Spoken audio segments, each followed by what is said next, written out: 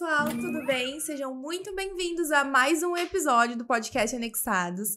E hoje, claro, não vou, perder a chance de passar aqui por uma consulta. Eu espero que vocês também aproveitem aí o podcast, que vai ser bem legal e vai trazer bastante informação pra gente. Eu, claro, fiz um roteirinho aqui porque eu não posso perder nem nada do que ela apresenta aqui pra gente. No episódio de hoje eu vou receber uma referência em saúde integrativa de qualidade de vida e envelhecimento saudável, doutora Endiara Gelmini.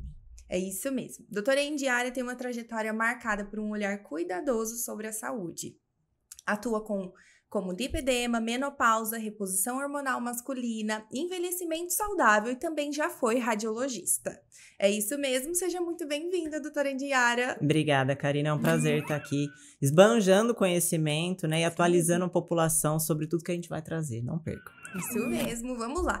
Eu já deixei aqui as perguntas principais, pra gente não esquecer nada. E a primeira que toda mulher já tá querendo saber aqui, viu? Doutora, o que é lipedema e como ele surgiu? O lipedema, ele surgiu na década de 40. Todo mundo tem visto que ele deu um boom aí nas notícias, principalmente no Brasil, porque o perfil da mulher brasileira é um perfil de pernas grossas e bumbuns. Mas o lipedema, ele é caracterizado como uma doença. Ele tem um CID. E a fisiopatologia dele é extremamente complexa. Trata-se de uma desproporção da célula adiposa que normalmente acomete os membros inferiores. Ele também pode pegar braço, também pode pegar quadril. Teremos novas atualizações em 2025. Nós vamos ter um novo consenso que vai acontecer em Roma. Estarei presente com certeza. Mas o que a gente sabe até hoje é que trata-se de uma doença inflamatória crônica, de caráter progressivo e com muitas alterações do cenário hormonal. Nossa, e lipedema tem cura? O que realmente funciona? Essa é uma pergunta difícil que mexe com o meu coraçãozinho, porque as pacientes perguntam isso, doutora, mas tem cura?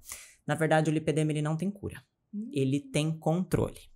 É uma doença em que a gente consegue regredir dos estágios avançados, mas o mais importante é fazer com que essa mulher tenha um preparo, um diagnóstico precoce. Porque como trata-se de uma doença progressiva, se a gente inicia o tratamento logo nos estágios iniciais, essa mulher não passa por todo esse sofrimento e não chega nos estágios mais avançados. Sim, entendi. E tem algum exame que a gente consegue descobrir o lipedema, que facilita a achar a causa?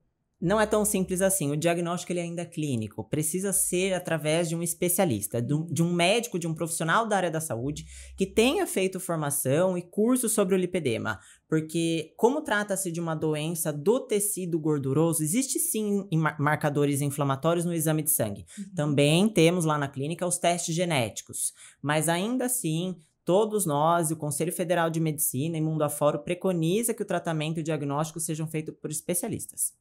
Boa, boa. E drenagem linfática, compressão, ajuda no lipedema? Ajuda sim. Muitas pacientes acham, que por se tratar de uma celulite, quando tem o diagnóstico errado, o que é o mais perigoso do lipedema é o diagnóstico errado. Porque se essa mulher passa por algum tratamento para celulite ou algum tratamento que não seja focado no lipedema, por ser uma doença inflamatória, essa célula ela pode piorar com as agressões. Então, se essa mulher está fazendo uma drenagem que não seja uma drenagem linfática, e sim uma drenagem modeladora, o que é de costume, normalmente essa doença piora. Então, a drenagem linfática, sim, é muito bem-vinda. Meu Deus! Ela é, sim, muito bem-vinda, a drenagem linfática, mas tem que ser a drenagem linfática leve e não a drenagem modeladora ou as drenagens para queima de gordura local, porque não trata-se de uma gordura localizada, trata-se de uma alteração do tecido gorduroso. Nossa, isso é muito importante, pessoal, porque assim, quantas vezes a gente acaba fechando lá um pacote de massagem modeladora, achando que vai retirar todo aquele inchaço, que vai mudar a aparência, da pele da gente, e olha como é importante fazer acompanhamento. Mulheres com lipedema, tem alguma desordem nos hormônios? Sim, os estudos que a gente tem hoje em dia mostram que as mulheres com lipedema, elas têm uma desproporção dos receptores de estradiol. Esse é o X do tratamento em si, porque a desproporção desses receptores faz com que a mulher tenha um aumento dos receptores lipogênicos, que são os receptores que formam mais gordura. Por si só, a doença ela entra num caminho ali vicioso. Uma roda gigante é como se fosse aquele ratinho girando em falso. Então, o tratamento hormonal ele é de suma importância para fazer com que a gente tenha um equilíbrio entre esses receptores teciduais. Porque, do contrário, essa paciente ela vai progredindo a cada estágio que ela tem alteração hormonal. Então, puberdade, gestação e menopausa, que é o grande X da questão. Muitas mulheres não têm lipedema até chegar na menopausa. Aí ela chega na menopausa e fala assim, a minha perna não era assim, doutora. O que aconteceu? É onde o lipedema começa a aparecer, porque às vezes na gestação essa paciente foi bem, às vezes na puberdade passou em branco, e aí na menopausa piora. Então, sempre estar de olho, sempre pegar essa doença nos estágios iniciais para fazer o ajuste hormonal o quanto antes. E você acha, assim, doutora, essa parte do lipedema é genético ou não? O que você acha? Normalmente, os estudos mostram que até 80% dessas mulheres têm herança genética de algum membro da família. Então, a gente pergunta para a paciente, será que tem alguém em casa que tem esse mesmo aspecto das pernas que a senhora? Pensa aí na mãe ou no pai, porque também pode ser de herança do pai, herança paterna. Pense em alguma tia-avó. Essas mulheres tinham a perna mais grossa, sofriam com dores frequentes. Tentar entender o quadro clínico, mas normalmente vem de uma herança familiar. Sim. Tem alguém na família. A gente consegue reparar isso mesmo, né? Às vezes a nossa mãe, a gente observa ali. Enquanto a gente é jovem, até não consegue notar muito, né? Parece que a partir dos 18, assim, a gente começa já a dar uma olhada nas pernas e falar, algo tá parecendo com a da minha mãe mesmo. É genético, olha, interessante. Pois é. E o que te moveu a se especializar nessa parte de lipedema? O que me moveu foi uma mulher especificamente que eu comecei a tratar na menopausa. Eu trabalho muito com envelhecimento saudável. O meu grande foco é fazer com que as mulheres envelheçam, homens e mulheres, envelheçam com qualidade de vida, com disposição. Porque hoje a mulher, né, hoje a população em si está envelhecendo, sim, a expectativa de vida aumentou, mas é uma questão de como chegaremos lá. A gente tem muita tecnologia fazendo com que a gente descubra as doenças precocemente, tenha tratamento precoce, mas e a saúde, né? Como que a gente quer chegar lá? E eu tava tratando uma mulher em menopausa, há alguns anos atrás, e ela virou pra mim e falou assim, doutora, olha a minha perna. Eu não tinha esse tanto de celulite, e eu malho todos os dias. Eu faço dieta, eu faço as correções da minha dieta, eu raramente escapo da minha dieta, eu raramente tenho aqueles finais de semana com refeições livres e a minha perna tem piorado. E eu olhei e falei assim, realmente, essa paciente tá falando a verdade, ela tá passando por alguma coisa que eu não sei o que é. E aí eu comecei a pesquisar e conheci os cursos e a doença. E aí foi onde eu comecei a minha especialização em lipedema. Porque tratar essas mulheres é tirar um peso da vida delas. É tirar um peso. São mulheres muito sofridas, que fazem normalmente tudo certinho, mulheres que treinam, que fazem dieta e que não resolve. Tem que ter um tratamento específico. Boa, boa. Isso é bem importante, pessoal. Quem me acompanha já nas minhas redes sociais também vê que eu estou nesse processo, doutora, e realmente, às vezes a gente fala assim, não, vou fazer ali os 21 dias certinho pra ver como vai ser, e aí você vê que a aparência da perna não mudou, que você fala, aí você começa até a dar aquela desanimada, né? Você fala, nossa, faço, mas não consigo seguir. E a gente acha até que tem que recorrer ao quê? A cirurgias plásticas. Pois é. Existem casos, sim, que precisa fazer a lipoaspiração específica para lipedema, é uma lipoaspiração feita através de um cirurgião, normalmente vascular, mas o intuito aqui, meu e da doutora Ana Júlia, é fazer com que mais profissionais saibam da doença para pegar essa paciente nos estágios iniciais e não no estágio final. Começar o tratamento dessas meninas o quanto antes, para fazer com que a doença não seja progressiva, que a gente consiga ter um controle, que a gente saiba diagnosticar, olhar a doença e falar assim, pera lá, agora tá sob minha responsabilidade. Eu vou fazer com que isso não piore. Porque dá. A gente teve o caso da Yasmin Brunet, né? Muitas pacientes e profissionais, né, se perguntam, mas paciente magra pode ter lipedema? Pode. As pacientes magras podem. É isso mesmo. O pessoal sempre acha, né, que são as pessoas com sobrepeso. Então, quem é magro também pode ter lipedema. Quem é magro também pode ter lipedema. Porque a doença é do tecido gorduroso. Ela não depende do aumento do peso. Ela é independente. É claro que quanto mais fator inflamatório essa mulher passa durante a fase da vida, então o ganho de peso, até a própria gestação, porque tem as alterações hormonais bem significantes, a menopausa, é claro que isso são gatilhos para fazer com que a doença se desenvolva, mas a doença já está ali pré-instalada. E infelizmente a dieta do brasileiro, ela é uma dieta que não contribui, teoricamente, para a gente fazer com que essa doença não progrida. As pessoas têm hábito de comer errado. Sim, né? Sim. E aí, se a gente pega essa doença no estágio inicial e essa paciente tem a consciência da doença, ela vai conseguir se conscientizar, tratar, melhorar o ambiente da casa dela e entender o que piora e o que melhora. E esse acompanhamento para o lipedema tem alta? Recebe alta em algum momento? Como que é isso? Porque a gente vai ficar refém. Conta mais, doutora. Eu tive uma paciente, eu e a Ju, recentemente, que eu falei, você tá de alta, Ari. Mas, na verdade, não é uma doença que a gente não dá alta para paciente.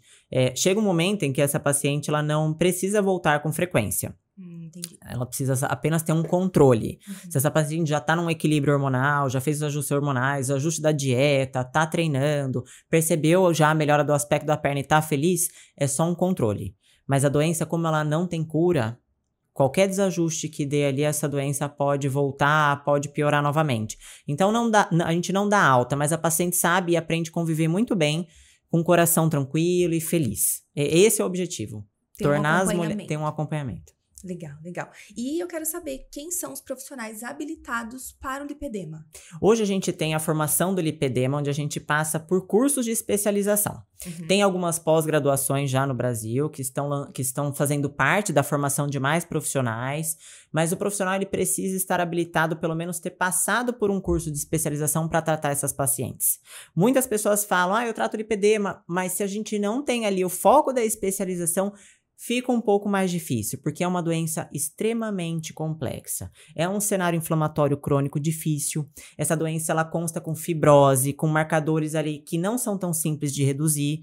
E se a paciente não busca por profissionais habilitados, ela fica o famoso enxuga-gelo, nada melhora.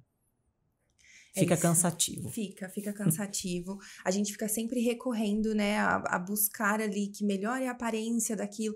E também a gente tem, por exemplo, tem algo relacionado ao cansaço nas pernas. Sim. O que você pode trazer um pouco pra gente disso? Assim? Os sintomas principais são...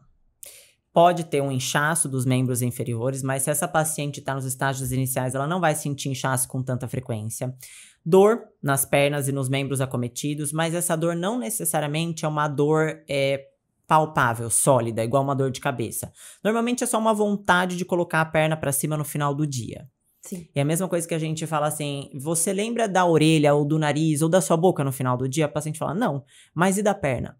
Doutor, eu tenho vontade de erguer minhas pernas e colocá-las para cima no final do dia. Isso já é um desconforto.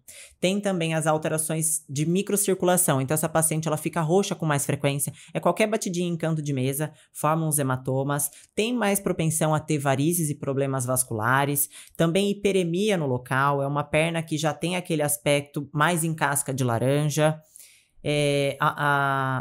O que eu estava falando para vocês do começo, o peito do pé das pacientes que tem os estágios iniciais, sim, normalmente ele não é acometido e as pacientes podem ficar até com aquele garrote da meia, onde fica a marquinha da meia, aquele pé lisinho e daí para cima mais edemaciado. E também lembrar que pode dar realmente nos braços, e não poupa, né, os membros superiores. Tem alguns casos que a gente tem só os membros superiores, de pacientes que tem aquele braço mais gordinho, que é o famoso bisnaguinha, precisa diagnosticar.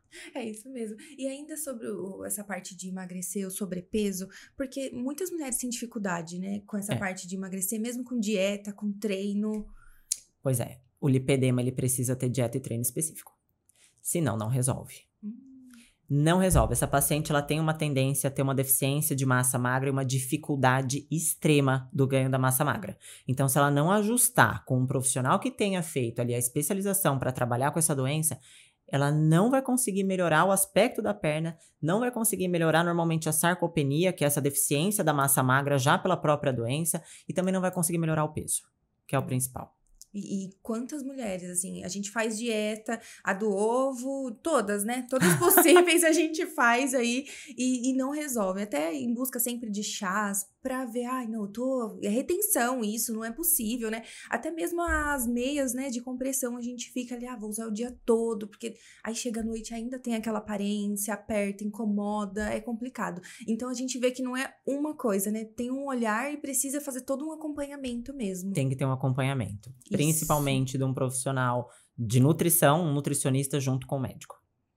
Olha, eu falar pra vocês que foram tantas perguntas aqui já, a doutora tá arrasando aqui com a gente. E eu esqueci, fui passando por cima de tudo e esqueci de perguntar sobre a doutora Indiara, né? Fui passando tudo aqui. Mas eu quero saber também, em relação ao cuidado, à medicina, quando que foi essa virada de chave? Eu, desde pequena, sonho e quis ser médica. Eu venho de uma família de médicos, mas meu pai, ele era cirurgião, ele era urologista. E assim, eu tinha hábito até de passar as minhas férias com ele, operando no centro cirúrgico. Acho que quando eu tinha mais ou menos uns 8 anos de idade, ele já me deixou fazer parte ali de algumas cirurgias. E a primeira cirurgia que eu assisti foi um câncer de bexiga, junto com ele. E foi ali que eu olhei e falei assim, nossa, como a gente é complexo. A hora que eu vi ele abrindo a barriga, cauterizando, tirando o tumor. E foi a partir daí que eu comecei realmente a estudar e focar 100% na medicina, né? Eu vim ali, fiz todo o meu colegial, inclusive não fiz as viagens de colegial, porque eu tinha que ter um preparativo mais... Eu achava que eu deveria passar de primeira na faculdade, assim foi. Mas eu estudei muito no colegial para engrenar logo na faculdade de medicina. Me formei. Entrei em radiologia, comecei a fazer radiologia, minha irmã é radiologista, queria ter uma vida mais tranquila, né? Sim. Mas na radiologia eu já comecei a fazer emergência, fui coordenadora do SAMU, dava plantão como emergencista. A mulher, ela não consegue, gente, Ela não consegue, entendeu? fica Uma parada. coisinha, não. Tanto que hoje, olha, a formação dela é muito ampla e integrada, né? A gente tem a parte de nutrologia, radiologia, medicina funcional. E por que tantas especializações diferentes? Pois é, quando eu tava na radiologia, eu olhei e falei assim, isso aqui não é pra mim. Porque eu não tava tratando ninguém, eu tava só fazendo o diagnóstico. E me deixava muito angustiada, porque eu tentava tratar o paciente, eu mesma dava os conselhos pro paciente ali, junto de um ultrassom, de uma tomografia, alguma coisa que eu ia laudar. Mas não era o certo, porque eu tava ali com a função de dar o diagnóstico e não de fazer o tratamento. Então, na radiologia, eu já comecei a fazer a nutrologia. Junto, na Associação Brasileira de Nutrologia em São Paulo, no meu day off. Então, eu tinha um day off por semana, minha chefe me autorizou que eu subisse para São Paulo toda quinta-feira, e eu fiz a minha formação em São Paulo em nutrologia pela Associação Brasileira de Nutrologia. Aí eu me formei e comecei a disparar realmente nessa área que eu gostava. Eu fui fazer medicina funcional integrativa, dei um foco 100% para a parte hormonal, que é onde eu percebi que eu gosto de fazer com que as pessoas envelheçam bem. Vai muito mais além do que tratar o ser humano, é fazer com que o paciente tenha saúde. Fazer com que ele tenha qualidade de vida, porque as pessoas, elas não entendem qual é o significado da saúde. As pessoas normalmente estão doentes e nunca nem se conheceram na versão saudável, que é maravilhosa.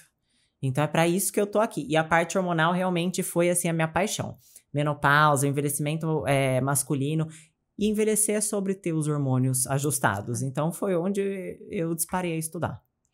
E vocês perceberam, né, que ela abdicou de todas as festas da formatura, de viagens. Tem que amar muito. E eu queria saber onde que veio essa paixão, esse amor pela medicina. E eu acho que é uma coisa sobrenatural. Eu não consigo, assim, definir qual é um ponto que eu olhei para isso. Porque ainda minhas abdicações, elas são diárias. Então, família... minha família entende hoje em dia. Meus pais já são falecidos. Mas por muito tempo eu não tive em Natal presente, eu não tive Ano Novo presente, Dia dos Pais ou Dia das Mães. Então foi uma rotina muito extensa. E com toda essa rotina tem alguns desafios ainda na profissão, né? Ah, tem. E quais são eles? Conta um pouco pra gente. Não precisa contar todos, né? Mas a gente quer saber, com tantos anos de atuação, quais são os desafios que ainda... Eu acho que hoje o meu maior desafio é ensinar mais profissionais a tratarem de forma integrada os pacientes. Porque muda você conseguir analisar o ser humano por um todo, né? Eu tive uma pós-graduação que eu fiz com o Dr. Lair Ribeiro, que ele falava assim, uma coisa é o dentista ver um ser humano só com boca, e o médico ver um ser humano sem boca. E não tem como, a gente precisa tratar o ser humano de forma integrada. Sim. A gente precisa saber se esse paciente tem uma amálgama dentária, a gente precisa saber como que tá a parte psicossocial, como estão as emoções do paciente. A gente sabe que o cortisol gera um monte de metabólitos ruins, indesejados para o corpo. Então, se a gente não tivesse entendimento como um todo, a gente não vai estar tratando o ser humano. A gente vai estar colocando band-aid nas doenças. E eu vi um pouco que você falou agora, doutora, sobre a parte de reposição hormonal, né? Até a parte masculina mesmo, reposição hormonal masculina, TRT, que é a terapia de reposição de testosterona. Vale a pena? Tá ultrapassado? Que nada. A terapia de reposição hormonal com testosterona para o homem muda o cenário da qualidade de vida. Eu já tive pacientes que a gente, inclusive, tirou o paciente do diabetes tipo 2 só com uma reposição hormonal. Eu tive 2 casos muito específicos que a gente iniciou, eram pacientes que estavam precisando de testosterona, a gente fez a reposição da testosterona, esse paciente começou a sentir melhor, começou a ir pra academia, começou a melhorar a dieta e reduziu todos os marcadores de hemoglobina glicada, glicemia e insulina. Então, é saber para quem indicar e a hora que vai começar. Porque diferente da mulher, o homem ele não tem uma consciência muito marcante da redução hormonal. Ele fica esperando reduzir a libido. Né? Fala, não, mas minha libido tá boa. Ainda não tô tão ruim assim. E a hora que você vai ver, o paciente já perdeu muito tempo. A gente sabe que a libido ela é o último sintoma que esse paciente normalmente apresenta com a queda da testosterona. Os pacientes homens, eles começam a ter uma queda de energia, sono após o almoço, déficit cognitivo, dificuldade de tomar de decisão, aquela gordurinha que começa a acumular mais no abdômen, não é comum um homem ter gordura abdominal, a dificuldade de ganhar massa magra, tudo isso pode estar relacionado à testosterona. Então, quanto antes esse homem investigar, melhor é o tratamento. E os homens, como eles preferem fazer essa reposição? O meu público normalmente é um público mais empresário. Então, assim, é um paciente que ele tem a vida corrida, que ele tá buscando um envelhecimento saudável e eles normalmente já chegam e falam, doutor, eu vim fazer a reposição por implante. Por quê? A via subcutânea, ela é uma via segura que garante que aquela testosterona seja liberada todos os dias e tem uma durabilidade maior, de 4 a 6 meses. Teve paciente, meu marido, teve pacientes que duraram até 7 meses. Então, aquele paciente não precisa ficar aplicando gel todo dia, não tem que ficar fazendo injeções a cada 10 semanas ou semanais. É um paciente que ele busca envelhecer sem preocupação. Então, a terapia subcutânea realmente é a que mais sai lá no consultório. Ah, interessante. E tem também o fato de aumentar a testosterona sem esse tratamento. É válido? É comprovado? Não é que é comprovado, mas a testosterona, ela é um hormônio e ela precisa atuar nos receptores. Os hormônios, eles são mensageiros químicos, só que ele precisa entrar dentro da célula. E para ele entrar dentro da célula, a gente tem cofatores, como zinco, vitamina D, minerais, o próprio ferro, até ver se esse paciente está inflamado ou não, a própria glicação da hemoglobina. Então, se o paciente tiver ajustado entre minerais, vitaminas e tiver um estilo de vida saudável, realmente se essa testosterona estiver deficiente, é a testosterona que a gente tem que cuidar agora. Mas se esse paciente tem uma deficiência de vitamina D, minerais, ferro, zinco, magnésio, o que for que seja, é importante regularizar tudo ao mesmo tempo para fazer com que a testosterona desempenhe o papel que ela precisa. E por isso um acompanhamento, então. E com certeza um acompanhamento. Porque hoje a gente vê bastante o pessoal em underground, né? Que a gente fala, que acaba avaliando, faz ali um exame, avalia por si próprio, né? Ah, não, é a testosterona, ah, não, é libido, só associa isso, né? E a gente vê que precisa fazer acompanhamento para acompanhar mesmo a parte de vitaminas e tudo mais. Marina, a maior parte desses pacientes que fazem o under, eles nem exame fazem.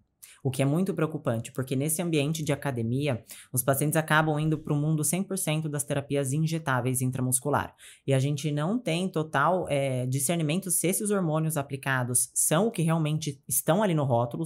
No rótulo são hormônios que vêm de outros países. Então, a gente não tem uma fiscalização da vigilância sanitária sobre eles. E esse paciente, ele está se colocando em risco. Porque, além de uma inflamação hepática, de uma hepatite fulminante, a gente tem outros episódios aí que podem estar acontecendo que o paciente normalmente não tem a sintomatologia e faz com que esse paciente coloque um checkmate na vida. Eu não acho que vale a pena, sabe? Infelizmente, isso ainda acontece muito no Brasil. Não vale a pena mesmo, pessoal. Olha isso. E hoje o pessoal tá cada vez mais querendo cuidar, né, da estética. Mas a gente vê que não é só estética, né? Pois tem todo um tratamento. E você consegue alcançar aquele resultado fazendo esse acompanhamento e cuidando da sua saúde, até mesmo por conta do envelhecimento, que é o que a doutora prioriza. A parte de reposição hormonal masculina, uma das coisas assim, que a gente sempre vê em conversa com as amigas, fala, olha, tô tendo dificuldade de engravidar, não sei se sou eu, se é meu marido, e aí eles fazem o uso, não faz, ela fica em dúvida ali. Essa parte de reposição hormonal masculina causa infertilidade? Sim, se o paciente, momentaneamente, né? Se esse paciente tá fazendo a terapia de reposição com testosterona, esse eixo fisiológico dele fica bloqueado. Então, torna-se mais difícil engravidar. Não é que é impossível, porque a gente já conheceu casos de fisiculturistas que engravidaram as mulheres, mesmo fazendo os ciclos de testosterona. Mas a gente tem que entender qual é o momento que aquele paciente está. Ele está tentando engravidar, eles estão tentando formar uma família, então aquele não é o momento para iniciar uma terapia de reposição hormonal. Olha, muito interessante. A gente também falou um pouquinho agora sobre essa reposição hormonal masculina. E também a doutora tem a especialização e cuida muito sobre menopausa, né? Muito. Então a gente já vai puxar aqui o gancho e já vamos aproveitar, não é mesmo? E eu quero saber quais são os principais sintomas da menopausa que as mulheres ignoram. Existem mais de 100 sintomas de climatério e menopausa. 100. Meu Deus. Só que os sintomas que as mulheres ignoram normalmente são sintomas depressivos. Por quê? Essa mulher, ela nunca associa que ela pode estar sofrendo de ansiedade, depressão ou irritabilidade pela menopausa. As mulheres ficam esperando ter fogacho. Ah, doutora, mas eu não tenho fogacho. Ok, de 20 a 30% das mulheres não vão ter fogacho, não vão sofrer com fogacho. Só que a menopausa pode dar alteração de humor, labilidade de humor, choro fácil, sintomas depressivos, ansiedade, irritabilidade. E o ambiente daquela mulher fica muito fragilizado. Quem tem uma mulher em casa em menopausa sabe do que eu tô falando. Então, muitos divórcios, inclusive, acontecem nesse período. A maior parte dos divórcios acontecem com a mulher em climatério e menopausa. E muitas são diagnosticadas como louca. Muito mesmo. E o fogacho, ele tá muito na sociedade, né, associado. Então, assim, é sempre isso, né? Nossa, tô com calor. É a menopausa. Então, esquece de todos os outros fatores, que tem mais de 100, né, doutora? Mais então, de assim, 100. Zumbido de ouvido também. Olha. Zumbido de ouvido, perda de memória, unha fraca, cabelo quebradiço. Fora todas as queixas geniturinárias, né? Então, queda da libido, ressecamento vaginal, lentificação do orgasmo.